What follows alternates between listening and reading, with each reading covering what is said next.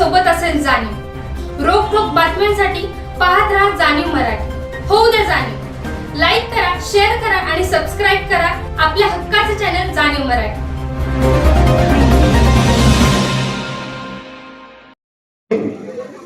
विकास सेवा सोसायटीचे पदाधिकारी, ग्रामपंचायतीचे पदाधिकारी,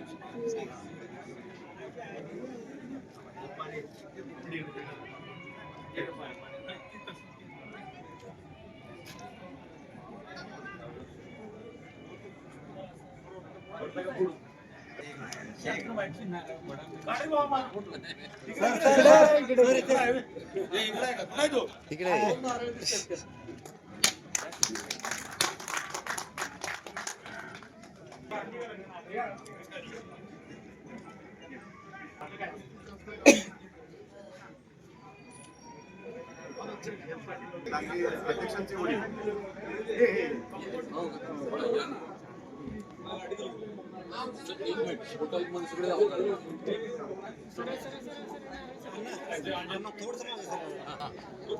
इम्प्लिमेंट सगळे येऊ दे. तुम्हीच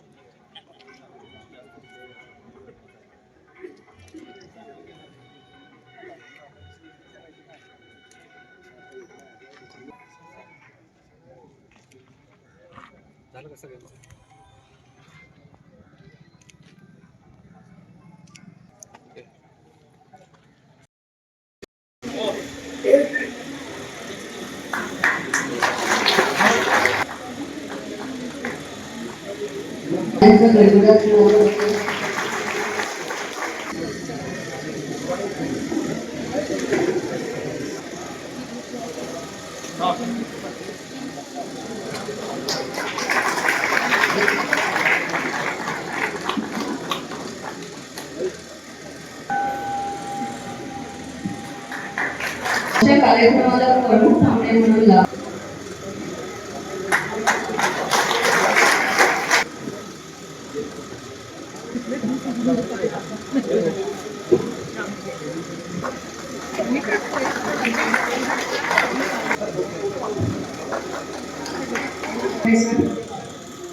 त्यानंतर आधीचे प्रेसिडेंट सुधीर सर आपल्याला सरकारचा इतिहास सगळ्यांना माहिती महाराष्ट्रात समृद्धी आली ती केवळ सरकारमुळे आहे आणि सरकार जेव्हा शिस्तबद्ध राहतो तेव्हाच अशी समृद्धी येऊ शकते आणि या शिस्तबद्धतेचं उदाहरण आपल्या सगळ्या जगाला माहिती आहे की कोणती हे उत्कृष्ट शिस्तबद्ध संघटना आहे आणि त्यामुळे ते इतकं मोठं काम इतक्या मोठ्या प्रमाणावर होऊ शकतात त्याबद्दल त्याचं खूप खूप अभिनंदन की रोटरीसाठी संघटना शेतकऱ्यांसाठी अगदी त्यांच्या महत्त्वाच्या गरजा खूप काम करते आहे आणि शासनाच्या जी दोन महत्त्वाची धोरणं आता चालू आहेत शेतकऱ्यांसाठीची त्याच्यात ते मोठ्या मोलाचा वाटा उचलत आहे कारण अशी मनापासून आमचं डिस्कशन चालू आहे मला खरंच खूप वाईट वाटलं की मला आतापर्यंत मी खूप कमी संपर्कात होते तुमच्या जास्त असायला हवं होतं की पहिले तर आहे गटशेती म्हणजे सहकार्य आणि दुसरं आहे ते म्हणजे नैसर्गिक शेती आणि ह्या दोन्हीसाठी आपण जे काम करताय आता जे आपण जीवामृतचं युनिट लोकार्पण केलं यासाठी मी रोटरीचं खूप मनापासून अभिनंदन करते आता रोटरीचं काम त्यांनी आपल्याला जीवामृतचं युनिट देऊन रोटरीचं काम संपलं आपलं काम इथून पुढे चालू होतं माझ्या विभागाचं चालू होतं की ते चालवायचं कसं त्याच्यातून फायदा काय होणार त्याच्यात एखादी अडचण येत असेल तर शास्त्रज्ञांपर्यंत कसं जायचं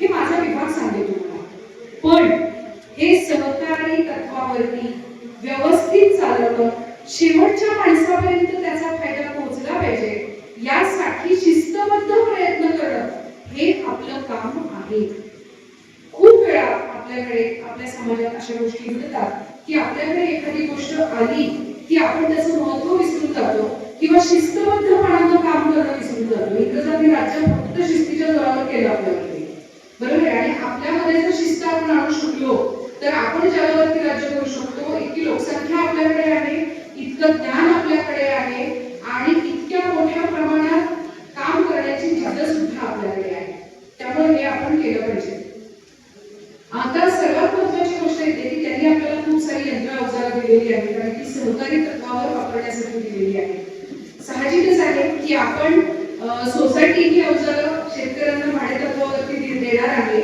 आणि शेतकऱ्यांनी ती वापरून परत करायची आहे मी खूप स्पष्टपणे सांगते आपल्यापैकी प्रत्येकाची ती जबाबदारी असेल जो कोणी ते अवजार यंत्र घेऊन जाईल ते अत्यंत चांगल्या स्थितीत सोसायटीकडे परत यावं ही आपल्या सर्वांची जबाबदारी आहे त्यामुळे त्या दृष्टीने आपण थोडंसं सजग व्हावं आपल्याला माहिती आहे आता आपण नैसर्गिक शेतीकडे वळतो आहे नैसर्गिक शेतीकडे वळण्याची दोन मुख्य कारणे आहेत पहिलं कारण हे की आपण खरोखर परंपरागत नैसर्गिक शेती करत होतो आणि आपल्याला आता उत्पादन खर्च कमी करायचा आहे आणि रसायनांवरचं अवलंबित्व कमी करायचं कारण आपल्या देशामध्ये प्रचंड मोठी शेती आहे या शेतीमध्ये प्रचंड केमिकल्स आपण घालतो म्हणजे खरंच घालतो आपल्याला वाटतं मी 263 रुपयाचं युरियाचं पोतं शेतात टाकलं तर काय फरक पडणार आहे सातारा जिल्ह्यात लागवडीला जमीन किती आहे खरीपात जमीन किती आपण कसं माहितीये का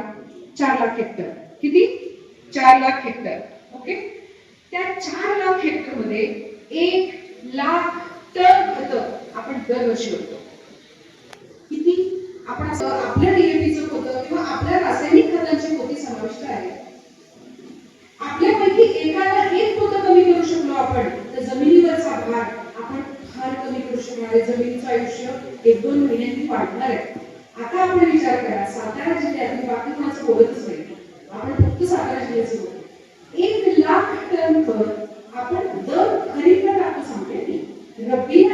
टन पडतात. माझं आवडलं 1,09,000 टन खताची मागणी यावर्षी नोंदवली.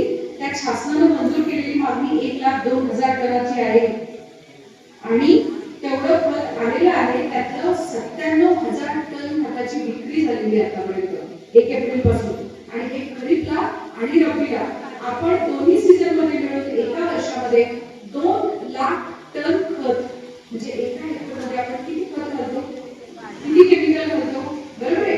काही दिवसानंतर जमिनीतली शेती बंद करून हवेत शेती करण्याची वेळ आपल्यावरती येणार.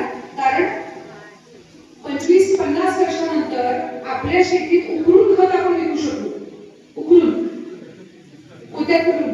अशी परिस्थिती आपल्यावरती येऊ नये हा विचार आपणच का करायचा जगातल्या, आपणच हा विचार करायचा. का करायचा? कारण आपण 140 कोटी लोक आहे. 140 कोटी ही फार खूप मोठी संख्या आहे आणि या 140 कोटी सारखं अरब राहू शकतात इतरांच्यावरती अवलंबून, बरोबर आहे ना. एका हातात पेट्रोलचा पाईप आणि दुसऱ्या हातात डॉलर घेऊन ते सांगतात आम्हाला त्या तुम्ही काय क्वालिटीचं देऊ शकता. आपल्याला ते करता येणं शक्य आहे का? नाही.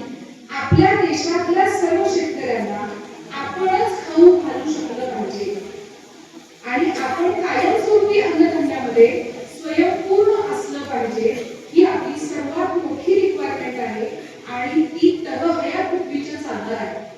त्यामुळे आपल्या पुढच्या सगळ्या पिढ्या जगायच्या असतील तर आपली माती जगणं गरजेचं आहे आणि याचा विचार आता आपण केला पाहिजे. आणि याच्यासाठी 2 गोष्टी करायच्या. आताचं आधुनिक तंत्रज्ञान जरूर वापरावं, पहिली गोष्ट. आणि दुसरी गोष्ट, कृपया हुशार आणि शहाणा मेंदू शेतीत यावा.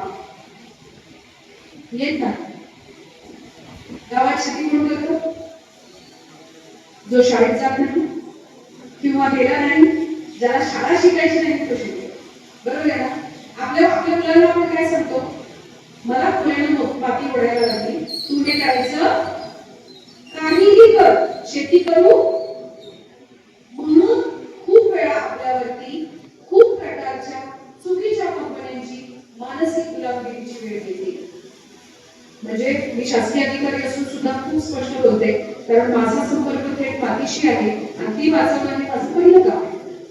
त्यामुळं आपण कुणाला सांगतो शेतात या, ज्यांना शाळेत जायची इच्छा नाही, तरी सुद्धा काही तरुण शेतकरी त्याचे फार चांगलं काम करतात. तर मला असं वाटतं इंजिनियरला शेतात आलं पाहिजे, आहार तज्ञाला शेतात आलं पाहिजे, शास्त्रज्ञाला शेतात आलं पाहिजे आणि त्याने ठरवलं पाहिजे मला घरची शेती कशी होणार. शेती निश्चितपणे व्यापारी तत्वावर चालेल. शेतीमध्ये आपण जेव्हा निविष्ठा वापरतो, खतं बियाणं सगळं वापरतो, तेव्हा आपण कधीही विचार करत नाही की हे मी कसं वापरू. जेव्हा आपण हे खरेदी करतो तेव्हा बघतो 4 मॉडेल, बघतो की नाही सगळे शेतकरी बांधव. जेव्हा आपण मोबाईल खरेदी करतो, जेव्हा आपण गाडी खरेदी करतो, जेव्हा आपण कपडे खरेदी करतो, 100 प्रकारची दुकानं, 100 प्रकारचे मॉडेल बघण्याची काळजी आपण घेतो. पण बियाणाचं पाकिट खरेदी करायला गेल्यानंतर पाकिटावर ते बियाणं कधी तयार झालेले साल बघण्याची गोष्ट आपण घेत नाही. त्यातलं काहीही खरेदी नाही केलं तरी आपल्या आयुष्यात काही फरक पडणार नाहीये. पण ज्वारी, गवती, गहू, तांदूळ नाही उगवले तर मात्र आपल्या आयुष्यात फरक पडणार आहे. त्यामुळं शेतकरी श्रीमंत झाला पाहिजे. शेतकरी श्रीमंत व्हायचा असेल तर काय करायला पाहिजे? पैसा कशात आहे सांगा शेतीत? ज्वारी भाकरी गव्हाचा पैसा आहे का? नाही. तुम्ही ज्वारीच्या भाकरीत पैसा बघणार का? नाही मिळणार तुम्हाला. पण ज्वारीचे फ्लेक्स करून विकले, त्याच्यावरती आकर्षक पॅकिंग केलं तर तिथं पैसा मिळतो, बरोबर आहे. म्हणजे आम्हाला शेतकऱ्याच्या घरात एक शेतकरी पाहिजे जो शेतात काम करेल, एक उद्योजक पाहिजे जो शेतात जे पिकवलंय त्याचं प्रक्रिया करेल आणि एक व्यापारी पाहिजे जो त्याचं ट्रेडिंग करेल, बरोबर आहे. आज म्हणजे आपल्या शेतकऱ्यांनी आपला मुलगा असो मुलगी त्याने ह्या दृष्टीने शिकवण्यासाठी जास्त प्रयत्न केला पाहिजे. आपण असं म्हणू नये की बाबा तू डॉक्टरी कर, इंजिनियर कर. नाही, बीकॉम हो, एमकॉम हो आणि आपल्या शेताच्या मला आतापर्यंत विकता आलेलं नाही ते तू चांगल्या प्रकारे कशा पद्धतीने विकू शकशील देतो, तरच आपल्याला ज्याच्यात पैसा आहे ती गोष्ट शेतकऱ्याच्या घरात विकली जाईल आणि ती जेव्हा विकली जाईल तेव्हा शेतीतला सर्व पैसा आपल्या घरात येऊ शकेल. त्या गोष्टीची आपण लक्षात, या गोष्टी आपण घेतल्या पाहिजे. त्यामुळे शेतामध्ये काम करायचं, खरं तर आपण खूप प्रतिष्ठा शेतीची कमी केली ती आता वाढवली पाहिजे, ते आपल्याच हातात आहे. आपल्याला माहिती आहे यावर्षी खूप मोठ्या प्रमाणात पावसाचं संकट आहे. हा एक शेवटचा विषय त्याच्यावर मी बोलणार आहे. पावसाचं एल निनोचं संकट आहे. एल निनोचं संकट म्हणजे काय?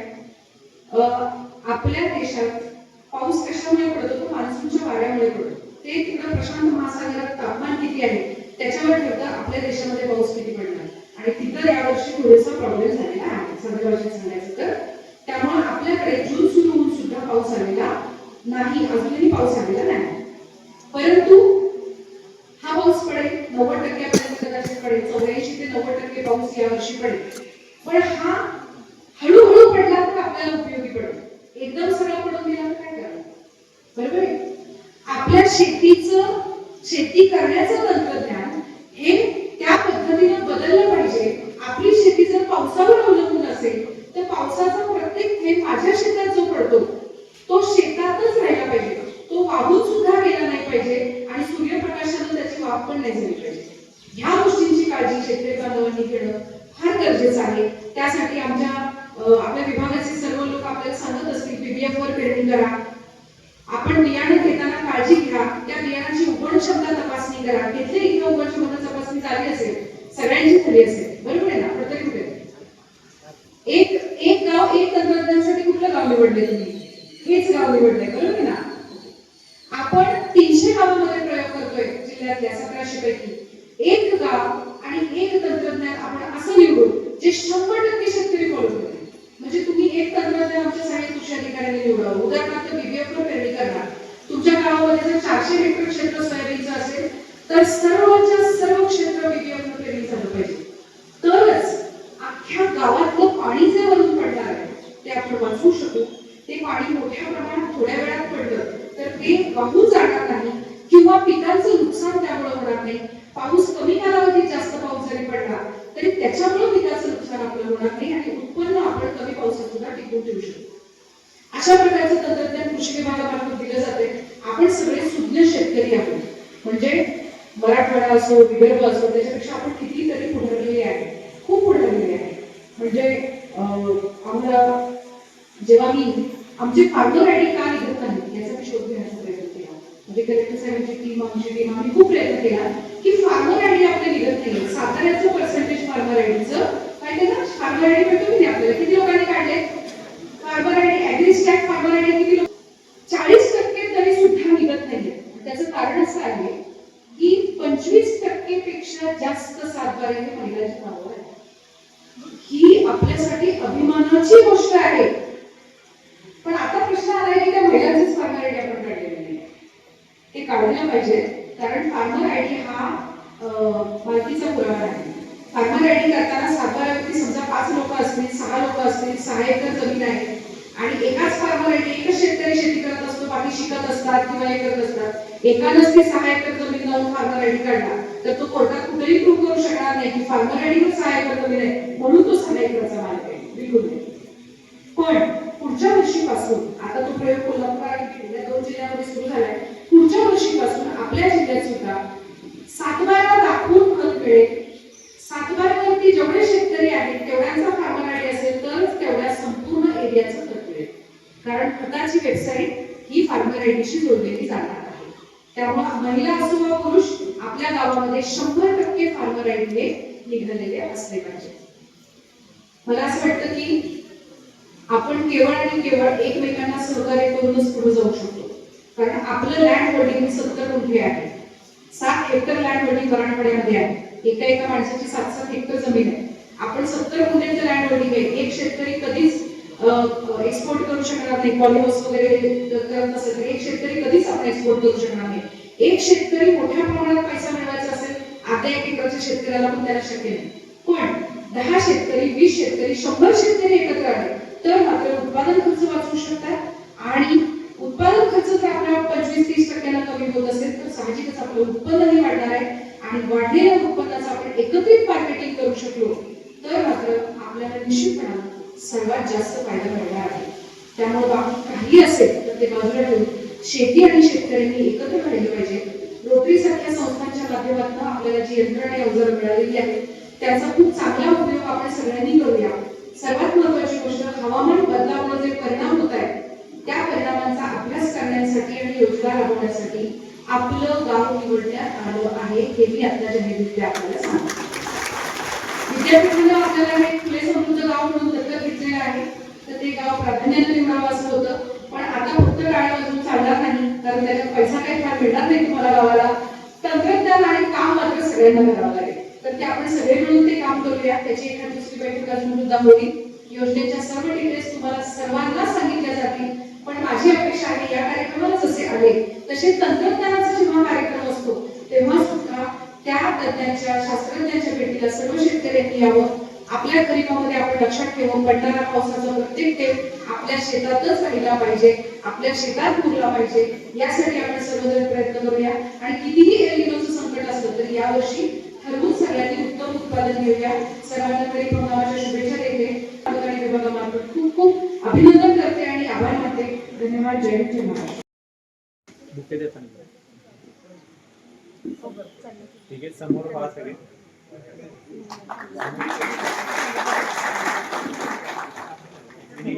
विकास सेवा योजने यांचे नगरसेवक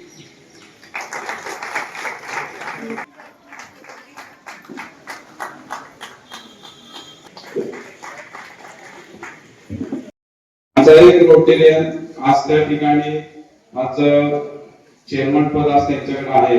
तर हे खरंच आम्हाला या दोन्ही गोष्टीचा एक दुग्ध शर्करा योग या ठिकाणी आम्हाला लाभला आहे कामानिमित्त. त्याचबरोबर असिस्टंट गव्हर्नर नरेंद्र शेला यांनी गेले वर्षभर सातत्यानं सर्व गोष्टींमध्ये आम्हाला मदत केली, मार्गदर्शनाचं काम केले, यांचंही या ठिकाणी मी स्वागत करतो. त्याचबरोबर सिन्सिनेटीचे विद्यमान सरपंच जयवंत जाधव भाऊ यांचंही या ठिकाणी मी स्वागत करतो. आणि विकास सेवा सोसायटी सिन्सिनेटी चे आताचे चेअरमन नागसेन गळाकोश यांचंही या ठिकाणी मी स्वागत करतो. त्याबरोबरच या लोककलांसाठी आम्हाला वाई, पाटण, सातारा कॅम्प, सातारा सेव्हन्स आणि बाकी रोटरीचे मुलं उपस्थित झाले, त्यांचे या ठिकाणी मी स्वागत करतो. ज्या व्यक्तींनी आम्हाला ही सर्व यंत्रसामुग्री उभी करायसाठी ज्यांनी मदत केली ते सगळे या चे वेंडर, म्हणजे आमचे सर्वात जास्त लांबचे वेंडर सोलापूर रोयचे, तेही या ठिकाणी सगळे लोक उपस्थित झाले, त्यांचे या ठिकाणी स्वागत करतो. वैभव फॅब्रिकेटर्स वर्करचं स्वागत करतो. प्रणव ट्रेडर्स आहेत, त्याचबरोबर राज मोटर्स आणि शेळके इंडस्ट्रीज. पहिल्यांदा सर्वांचं स्वागत झाले. अजून दिलगिरी व्यक्त करतो. काही अडचणींमुळे काही कार्यक्रम थोडा मागे पुढे करावा लागला, त्याबद्दल प्रथमतः या ठिकाणी दिलगिरी व्यक्त करतो. आणि ग्लोबल ग्रँड करायचा जेव्हा आम्ही मानस घेतला, गेले सातत्याने 2 वर्ष रोटरी क्लब ऑफ साताराच्या वतीने शेतकरी खरंच नाविन्यपूर्ण बदल आपल्या शेतीमध्ये करतायत, असे शेतकऱ्यांना आम्ही गेले 2 वर्ष 1 जुलैच्या माध्यमातून, आणि आजची ही जी भेट आहे ती भेट खरंच उद्या शेतकरी दिवस आहे, या सर्व शेतकरी बांधवांसाठी शेतकरी दिनाची भेट म्हणून रोटरी क्लब कडून आम्ही हे देत आहोत.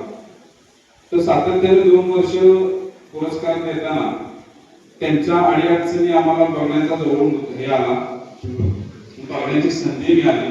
त्याचबरोबर आम्हाला ह्याला वारंवार मदत करणारे यादगीरवार सर आहे, परत त्याच्यानंतर फडतरे सर आहेत, त्यांचं खरंच मी या ठिकाणी स्वागत करण्यापेक्षा त्या आम्हाला काय रोटरी अजून करू शकते शेती या विषयात, त्यांनी या ठिकाणी आम्हाला चांगल्या प्रकारे मार्गदर्शन करतायत.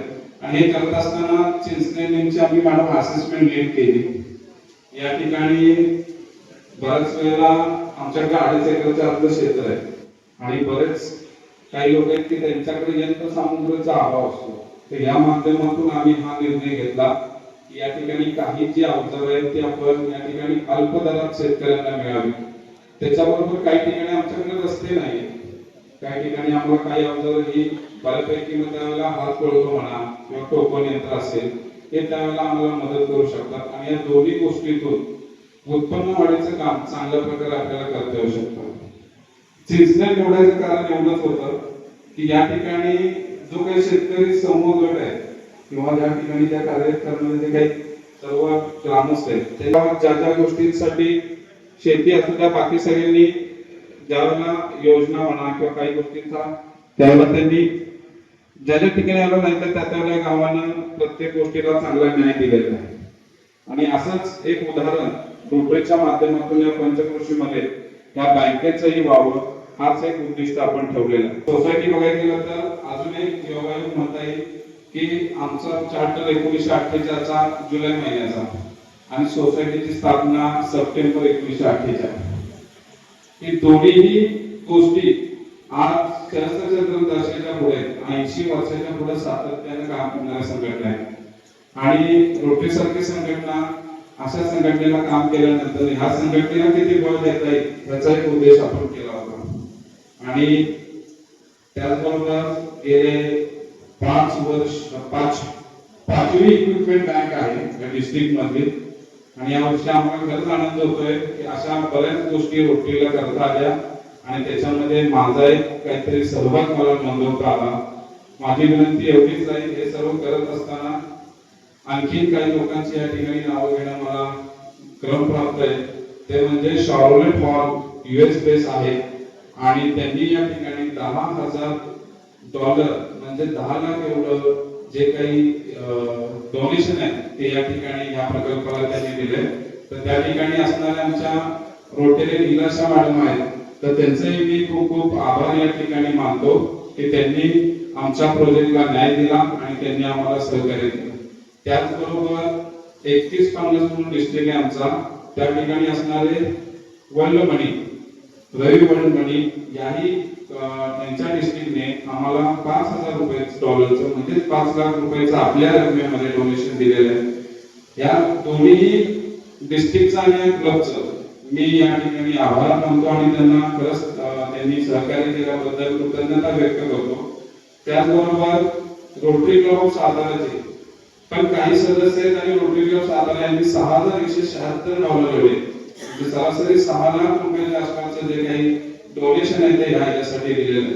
हे सांगण्याचं मागचं तात्पर्य एवढंच आहे, ज्यावेळेला आम्ही $15,882 ज्यावेळेला उभे केले त्यावेळेला रोटरी इंटरनॅशनल आम्हाला वरच्या राहिलेल्या 13,000 ते $15,000 ची आम्हाला इंटरनॅशनली त्यांनी सपोर्ट केला.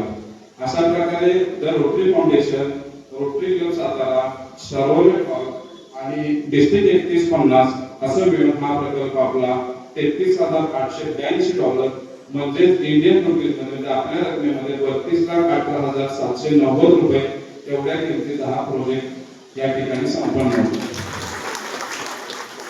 हे करत असताना मी या ठिकाणी असणाऱ्या ग्रामस्थांनी एवढीच विनंती करेन की आता देणाऱ्याने दिलेला आहे हे दिल्यानंतर ना आमच्या अपेक्षेप्रमाणे या ठिकाणी सर्वांनी त्याचा उपयोग घ्यायचा आहे, त्याचा लाभ घ्यायचा आहे. सोसायटीवर आमचं काही MOUs आहेत ते आम्ही दरवर्षी त्याचा फॉलो करणार आहे. आम्हाला सोसायटीकडनं काही डाटा त्या बाबतीत आम्ही कलेक्ट करणार आहे. आमचं 3 वर्ष पूर्णपणे या प्रोजेक्टवर लक्ष राहणार आहे. याची नियमावली असेल, याचा दर असेल, हे सर्व सोसायटी त्या ठिकाणी आम्हाला रिपोर्ट करणार आहे. असं होणार नाही की आम्ही योजना दिली आहे आणि परत तिकडे लक्ष नाहीये, असं होणार नाही. त्याचा पुरेपूर उपयोग कसा होईल हा सोसायटीने या ठिकाणी बघायचा आहे आणि तो ग्रामस्थांना लाभ द्यायचा आहे. या ठिकाणी हे देत असताना कोणत्याही कुठल्याही प्रकारचा व्यवसाय या ठिकाणी होणार नाही. हा सवलतीचा जो सवलती दिली जाणार आहे हे रोटरीला दिलेल्या डोनेशनची सवलत प्रत्येक शेतकऱ्याला मिळावी हाच उद्देश त्याच्या मागचा आहे. बाकी त्याच्यामध्ये कुठल्याही प्रकारचं इथला शेतकरी शाश्वत शेती जगली पाहिजे एवढाच एक उद्देश ठेवून रोटरी काम करते. रोटरीचे सर्व सदस्य याच्यासाठी गेले 32 वर्ष काम करतात, समाजात वेगवेगळे उपक्रम राबवतात आणि एक अजून एक आनंद होतोय की 82 वर्षात अशी ग्रँट आम्हाला देता आली समाजासाठी. त्याबद्दल पुण्याचे एकदा धन्यवाद मानतो आणि या ठिकाणी मी थांबतो. पुणे थांबत असताना 2-3 सत्कार लावून गेलेले आहेत. काय होते सगळं आमचे या प्रोजेक्ट मध्ये मला त्यांनी वारंवार केले, 12 महिने सहकार्य केलं. त्याच्यामध्ये कृषी अधिकारी फडतरे साहेब आहेत, यादगीरवर सर आहेत, परत त्याच्यानंतर आमचे ग्रामसेवक कंट्याना पूर्वी होते, आता संजय जाधव सर आहेत. त्याचबरोबर सोसायटीचे चेअरमन सचिव दत्ता कंसे आहेत. या ठिकाणी ही जी माणसं आहेत ती माझ्यामध्ये उभी राहिली आणि मला काहीतरी करता आलं त्याबद्दल मी पुण्याच्या लोकांचा खरंच आभारी आहे. शॉर्लेट हॉल एक डिस्ट्रिक्ट 3150 त्या DRF असलेल्या सर्वांचं त्या ठिकाणी मी पुन्हा एकदा स्वागत करतो आणि माझं या ठिकाणी मनोगत थांबवतो. यांच्या आई या रोटरी क्लबशी संबंधित होत्या आणि माझ्या माहितीप्रमाणे त्यांनी 1948 क्लब चालू केला कॅम्पचा सातारा क्लब. त्याच्यामध्ये त्यांनी पुढाकार घेतलेला होता आणि बरेच वर्ष काम सुद्धा केलेलं होतं रोटरीशी. तर उपरचा रोटरीशी संबंध आता जवळपास 52-25 जवळपास 77 वर्षापासून आहे. उपर कंपनी आपल्या सर्वांना माहिती आहे 103 वर्षापासून साताऱ्यात पहिल्यांदा नांगर काढला. परत शेतीशी संबंधित जे आमचे सुरुवातीचे संस्थापक होते धनजीशा कुपर, हे त्या काळचे ज्यावेळेला आपण बॉम्बे प्रेसिडेन्सी म्हणायचो त्या बॉम्बे प्रेसिडेन्सीचे पहिले मुख्यमंत्री सुद्धा राहिले 6 महिन्यासाठी आणि त्या काळामध्ये त्यांनी कितीतरी योजना शेतकऱ्यांसाठी 6 महिन्याच्या काळामध्ये केलेल्या आहेत. तुम्ही जर मुंबईमधल्या आर्किओलॉजिकलचे असते किंवा विधान परिषदेचे जे काही कार्य होतं त्याचे पुस्तक आहे त्याच्यामध्ये बघितलं तर मोठ्या प्रमाणात त्यांनी शेतकऱ्यांसाठी त्या काळात काम केलेलं सुद्धा. कुपारांचा असा शेतीशी संबंध आहे. त्यांच्या आजोबांनी पहिल्यांदा नांगर सुरू केला. किर्लोस्करांनंतर किर्लोस्करातून आपण बऱ्यापैकी प्रत्येकाला माहितीच आहे त्यामुळे भावराव किर्लोस्करांकडे काम करत होते. त्यांनी ज्यावेळेस नांगर केला सुरू त्या नांगरामध्ये तुम्ही शेतकऱ्यांना जास्त पैसे लावताय म्हणून त्यामुळे भावराव पाटील तिथून बाहेर पडले आणि ते रणजिशा कुपारांकडे आले. त्यांना सांगितले आपण दोघं जण म्हणून नांगर तयार करू आणि शेतकऱ्यांना अतिशय माफक करा. त्यावेळेला काहीतरी 50 पैसे 1 रुपयाला मिळत. पहिली गोष्ट असं होत होतं की त्या काळामध्ये आपण शेतकरी आहोत, आपलं जमिनीशी नातं आहे. आपण जो नांगर वापरायचो तो लाकडाचा वापरायचो आणि लोखंडाचा नांगर आपल्या आईच्या हृदयामध्ये कसा घालायचा त्याच्यामुळे लोक घ्यायला तयार नव्हते. त्यांनी जरी उत्पादकता वाढेल त्यांनी लवकर काम असं जरी म्हणत असो तर शेतकऱ्याची मानसिकता त्यावेळेस होत नव्हती. कारण आपण जे वापरत होतो नांगरतो आणि आपण फक्त लाकडाचा वापरतो. पण किर्लोस्करांनी प्रयत्न केल्यानंतर बऱ्याच वर्षानंतर थोडीफार नांगर सुरू झाली. त्यांच्या किमती जास्त असल्यामुळे भाऊराव पाटील जे त्या काळामध्ये सेलचे इन्चार्ज होते ते धनजीशा कुपरांकडे आले आणि 103 वर्षापूर्वी सातारा रोडला धनजीशा कुपर यांनी पहिला नांगराचा कारखाना काढला. इतिहास साताऱ्यामध्ये सगळ्यांना माहिती होता.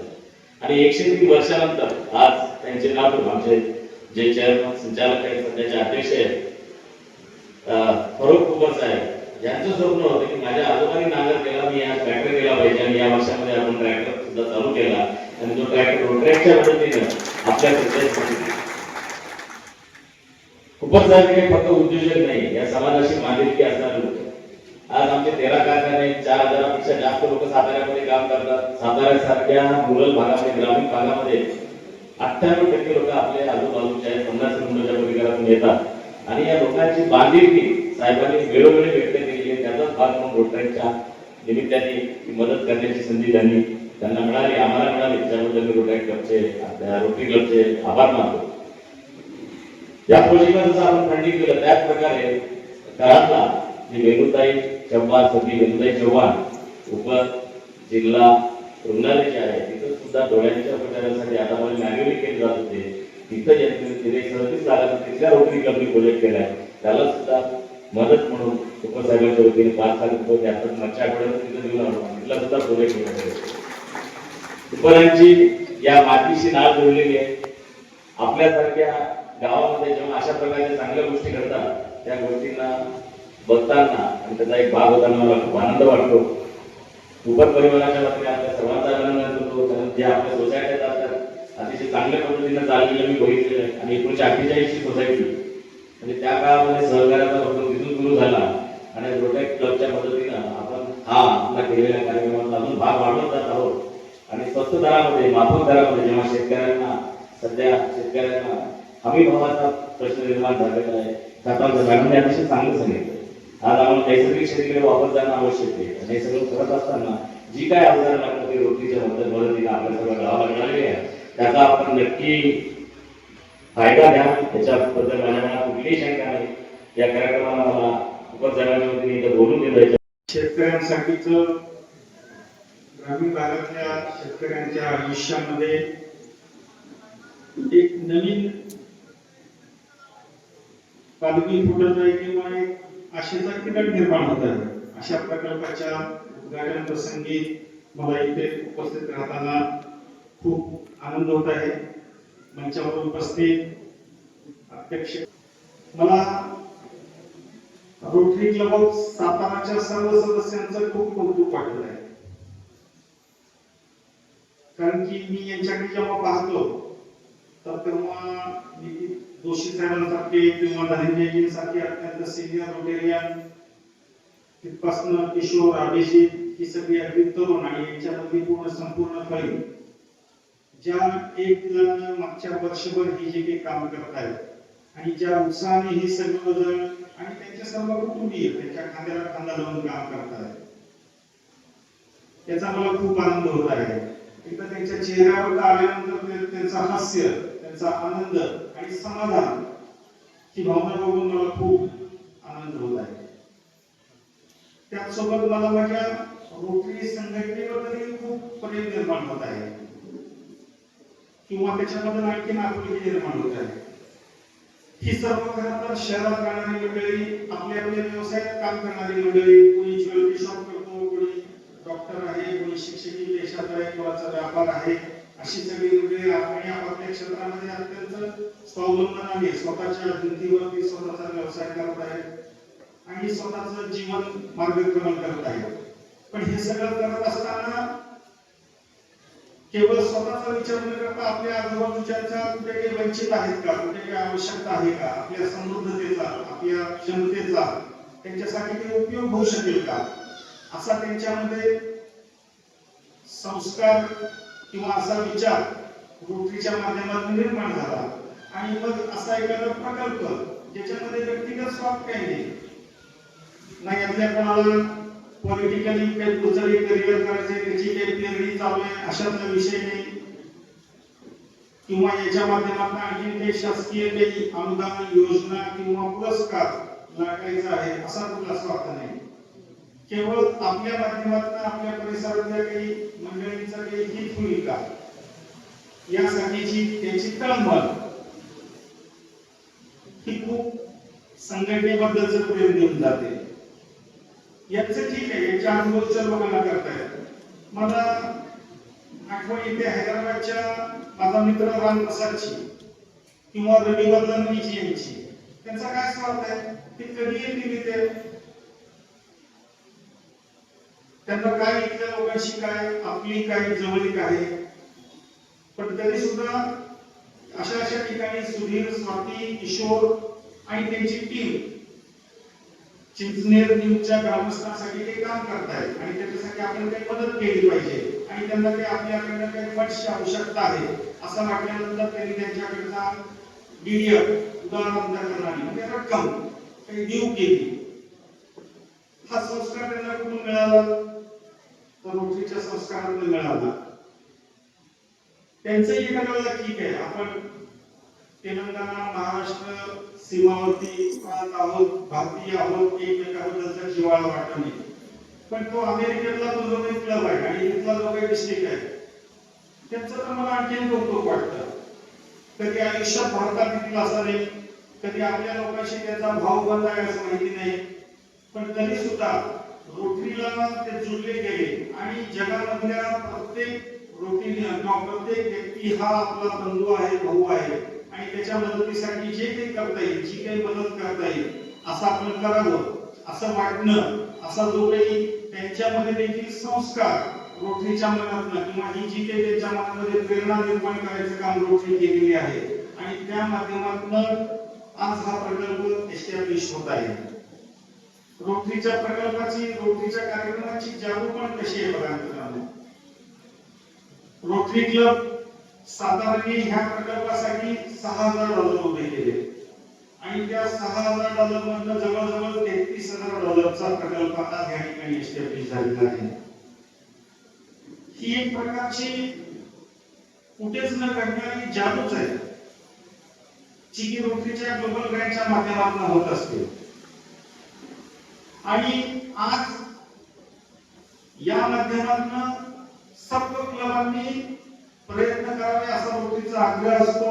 आणि आता स्वातीच्या बोलण्यात आलं आणि मलाही वर्षभर अनुभव येतोय, प्रत्येक क्लबला वाटते की आता आमच्या माध्यमातून ही ग्रँड अशा पद्धतीने ग्रँडच्या माध्यमातून आम्ही आमच्या समाजातील प्रश्न सोडवले पाहिजे, त्यासाठीच्या वेगवेगळ्या उपक्रमांमध्ये सहभागी झालं पाहिजे. मला इथे आनंद वाटतो. बाईच्या रोटरी इथे आलेले आहेत, पाटणच्या रोटरी इथे आलेले आहेत, सातारा जिल्ह्यात सातारा शहरातले सर्व क्लबचे प्रतिनिधी या ठिकाणी उपस्थित आहेत. म्हणजे प्रत्येकाला कुठे ना कुठे या कार्यक्रमाला सहयोग, सहकार्य आणि ह्याच्यामध्ये आपला सहभाग घेतला जावा याच्यासाठी ते सिद्ध आहे. मला विशेष कौतुक तसं जयेशगणपासून आम्ही नेहमीच प्रेरणा घेत असतो त्यांच्या वेगवेगळ्या कृतींना, पण आज मला त्यांचं विशेष कौतुक वाटलं की खर तर रोटरीमध्ये 1 वर्षाचं दायित्व असतं. उद्यापासून त्यांचा टेन्युअर चालू होत आहे. गव्हर्नरशिप आणि त्याची तयारी आणि त्याचे सर्व उपक्रम आणि त्याची प्लॅनिंग आणि त्याची योजना सिद्धता अतिशय जास्त हाय टाइम फॉर देम. पण अशा वेळात सुद्धा ते वेळ काढून पूर्ण दिवस खर्ची घालून ह्या प्रकल्पाच्या उद्घाटनाप्रसंगी त्यांना यावं वाटलं. म्हणजे एकतर आपल्याबद्दलचं प्रेम किंवा त्यांनी त्यांच्या कामाचा एक टोन सेट केलेला आहे. पुढच्या वर्षभरामध्ये त्यांचा फोकस काय आहे, त्यांची दृष्टी काय आहे, किंवा रोटरीच्या माध्यमातून त्यांना काय साध्य करायचं आहे तो मेसेज द्यायचं काम ते या ठिकाणी आलेले आहे. आणि त्यामुळे त्यांचे ते या पद्धतीने इतर या ठिकाणी जे आलेले आहेत मला त्यांचं खूप खूप कौतुक वाटतं, खूप खूप अभिनंदन वाटतं. अभिनंदन करावं.